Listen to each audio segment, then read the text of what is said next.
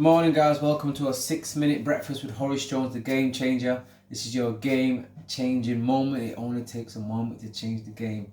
So this morning I'm cooking with some kale, some mushrooms, cherry tomatoes, onions. I've got my peppers here, 3 different colours. And it's about combining these flavours. Remember, I'm always cooking with beautiful colours because that's what all our body needs. Our body needs the red, it needs the green, it needs the yellow, it needs the blues, it needs the purples. These are all the things that our body needs on a day-to-day basis, right? So before I put the stopwatch on, I'm going to talk about my list. It's so important, guys, to remember to do your list, right? Try and do your list before you go to bed or before the first thing you wake up in the morning. Get your list done. It means that it stops you from procrastinating, right? It gets these things done. It means that you've had a productive day and you've put a few things out there that you wanted to achieve. So guys, do not forget to do your list, all right? This morning I'm cooking with this bit of oil here. It's a bit of a garlic oil. You can see the garlic at the end of it. Give it a little bit of a shake. And again, it's just a different flavour into my cooking. And again, I don't really want to soak the pan with oil. It's just about getting the pan a little bit wet so these things can cook. I've also started off with my glass of water here. There's nothing better than starting the day off with a little glass of water. Get the body moving. Try and stay away from the cup of teas and the coffees. You know, try and get something like this first thing down in the morning. Let's get everything moving. So, as always, I've got a little bit of inspirational speaker. I've got Earl Nightingale this morning. And he's talking about the value that you bring to the marketplace and how you can improve yourself. So, let's go. Look at it this way. A diamond is more valuable than a lump of coal. Yet that's exactly what a diamond was at one time. And just as a lump of coal can be transformed into one of the world's most valuable objects, a human being can vastly increase his own value to the world. Try to remember this formula. The amount of money we receive will always be in direct ratio to the demand for what we do, our ability to do it, and the difficulty of replacing us. A highly skilled human being is worth more money in our economy than a person who is not highly skilled and who can be easily replaced. This is not to say that one person is any better than any other person. Remember that in this message we're only talking about money, nothing else. This is why there are few limitations on a person within his company and industry. His income will be an exact proportion to the demand for what he does, his ability to do what he does, and the difficulty of replacing him. That's why the whole idea of trying to get something for nothing is ridiculous and not work. A top jockey will earn upwards of $200,000 a year, which will represent 10% of the winnings of the horses he rides. You might say riding a horse serves no useful purpose, but the demand is there, useful or not. It's the same with a star in show business. His or her income will very accurately reflect the demand for what he or she does. And that's why preparation for life is so important. Luck has been defined as what happens when preparedness meets opportunity. A great opportunity will only make the unprepared, the unqualified, appear ridiculous. For every one of us, opportunities are all around us. Our ability to see them will depend in large part on how well we have prepared ourselves. Now, how do you stack up in this regard? Now, while this may sound elementary, you'd be amazed at the number of people who want more money, but don't want to take the time and trouble to qualify for it. And until they qualify for it, there's no way on earth for them to earn it. It's like the person who wants a good-looking figure but doesn't want to stay on a diet long enough to get it. To 9/10 of the world's population, the average North American is already rich. There's a greater difference between the standard of living of most of the world's population and our average worker than there is between the standard enjoyed by our average worker and the richest man in the country. Our working man has just about everything the wealthiest man has, only smaller. He has a home, car, often 2 of them, radio, TV, savings account, debts. They're just smaller. His food is as good and just as plentiful. His bed is just as comfortable. His home is just as warm in the winter. He has exactly the same amount of time and just as much, maybe more, freedom. His life expectancy at birth is 70 years. For the rest of the world, on the average, it's less than 40. With only a fraction of the world's population, we in the free world have half of the world's total money income. We have more than 2/3 of all the automobiles on Earth. So we're talking about money. Let's understand that we're already rich as people. Now, how much do you want? How much money do you need to live the way you want to live?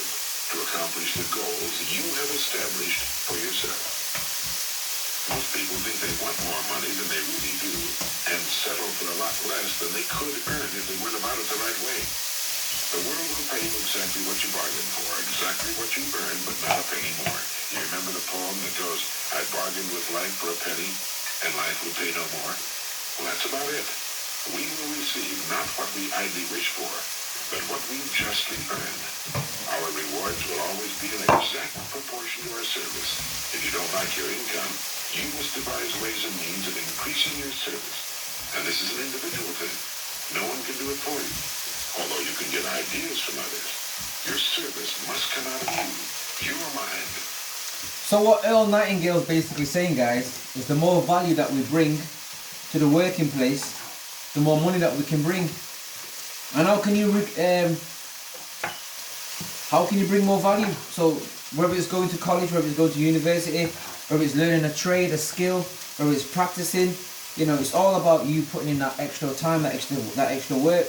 And that's the only way that you're going to bring more value to anything that you do in life.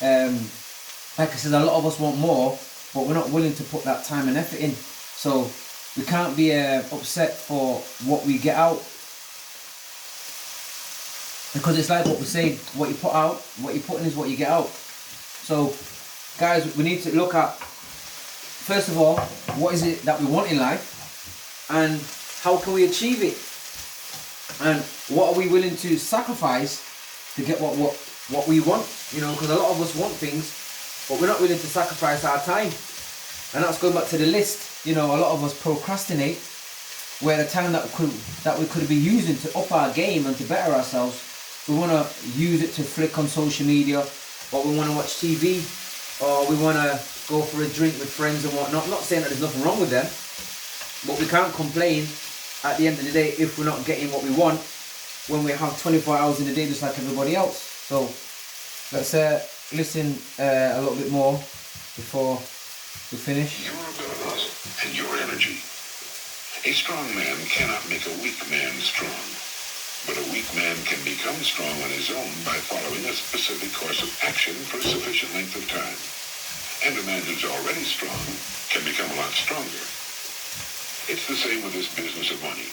A man who refuses to do more than he's being paid for will seldom be paid for more than he's doing.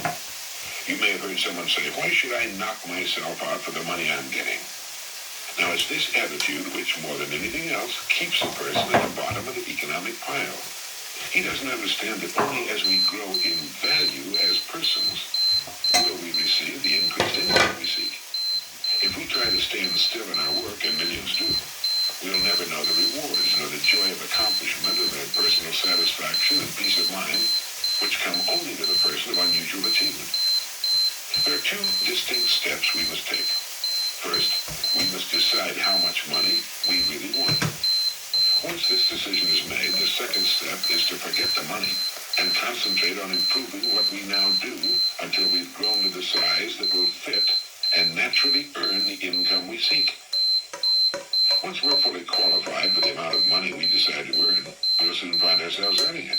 And we'll also discover that with our new powers and abilities, it's no more difficult, perhaps even less difficult, than what we're now doing for the money we're now earning. Now ask yourself, how much money am I perfectly willing to earn? Realizing that the amount I earn will be in exact proportion to my skill. And again, guys, that was Earl Nightingale. Okay, you can look him up on YouTube. Very powerful person. He has loads of videos. He's one of my inspirational speakers that I listen to on a day-to-day basis. So again, welcome to another 6-minute breakfast with Horace Jones, the Game Changer. Again, guys, the best way you can start your day is looking at the nutrition that you put in your body. Also, you know, things like a glass of water can make a big difference in your body, get everything moving. And the water's not freezing, it's kind of like room temperature. And like I said, guys, there's nothing better than starting the day the best way possible. Again, listening to something positive into your head, getting your mindset ready, getting your body ready, getting your soul ready. I've done my meditation. I'm about to do my workout outside now. So again, hope you have a wonderful day, guys. Keep tuned and keep believing in yourself. Remember, you have the power to create more value to yourself. Again, Horace Jones, the Game Changer. That was your game changing breakfast moment.